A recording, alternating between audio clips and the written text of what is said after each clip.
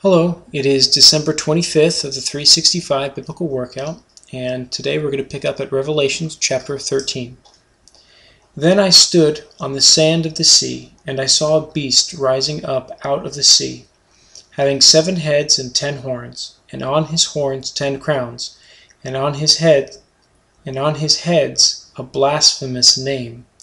Now the beast which I saw was like a leopard, his feet were like the feet of a bear, and his mouth was like the mouth of a lion.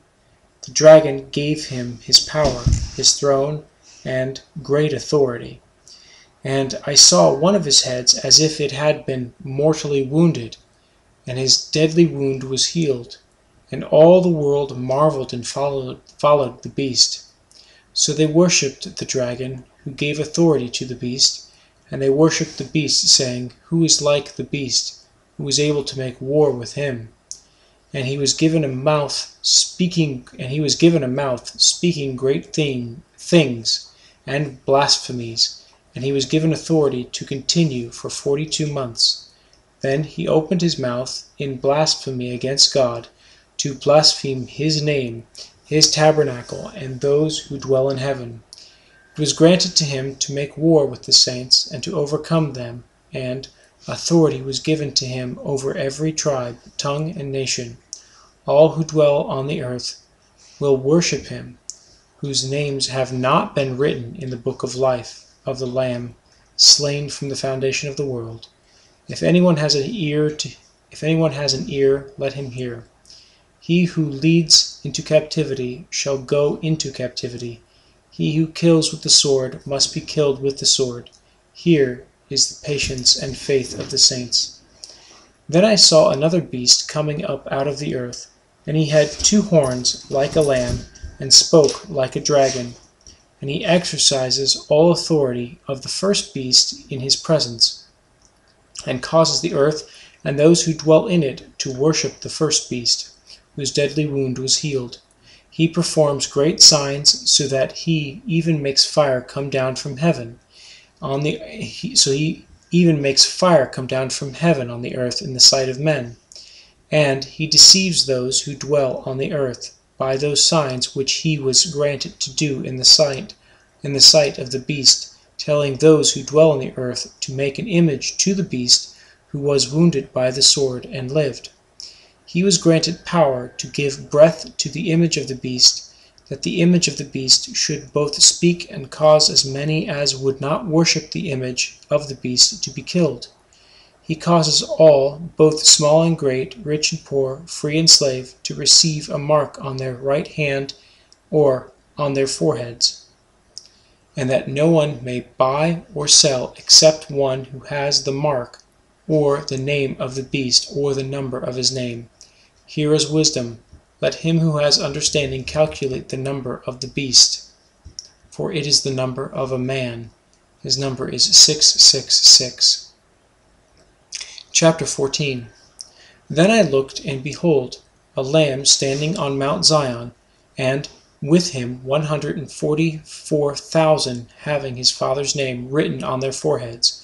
And I heard a voice from heaven, like the voice of many waters, and like the voice of loud thunder. And I heard the sound of harpists playing with their harps.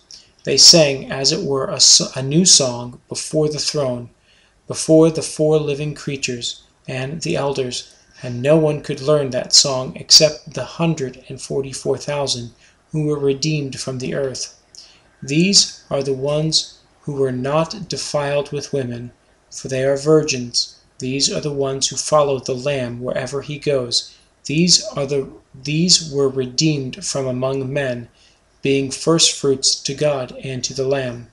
And in their mouth was found no deceit, for they are without fault before the throne of God.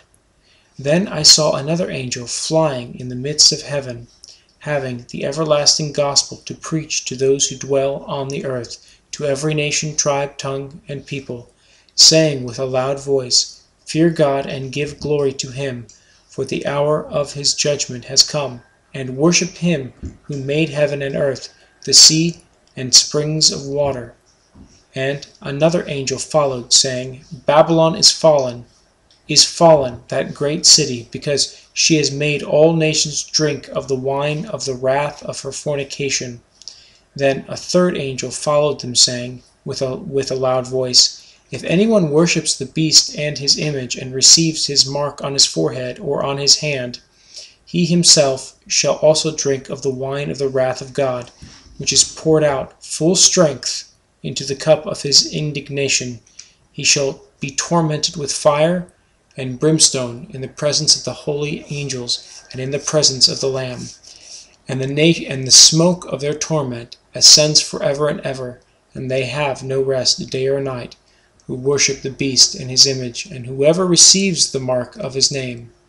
Here is the patience of the saints. Here are those who keep the commandments of God and the faith of Jesus." Then I heard a voice from heaven saying to me, "Write, blessed are the dead who die in the Lord from now on. Yes, says the Spirit, that they may rest from their labors, and their works follow them." Then I looked, and behold, a white cloud, and on the cloud sat one like the Son of Man, having on his head a golden crown, and in his hand a sharp sickle. And another angel came out of the temple, crying with a loud voice to him who sat on the cloud, "Thrust in your sickle and reap, for the time has come for you to reap, for the harvest of the earth is ripe."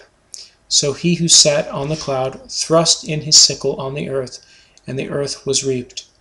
Then another angel came out of the temple which is in heaven, he also having a sharp sickle, and another angel came out from the altar who had poured over fire.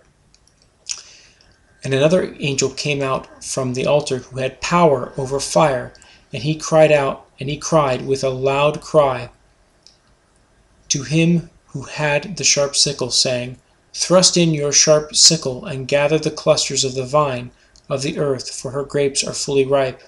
So the angel thrust his sickle into the earth, and gathered the vine of the grapes, and threw it into the great winepress of the wrath of God. And the winepress was trampled outside the city, and blood came out of the winepress up to the horses' bridles for 1,600 furlongs. And that's it. We'll pick up tomorrow at chapter 15. Until then.